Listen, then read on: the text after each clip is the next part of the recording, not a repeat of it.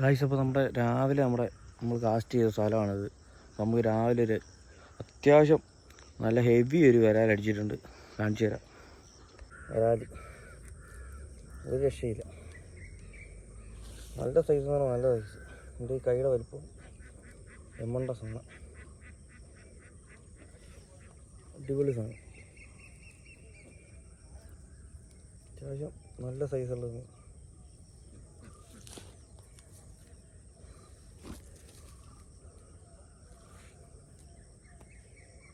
Set നാടൻ വരാലാണ്. നാടൻ shade കണ്ടില്ലേ?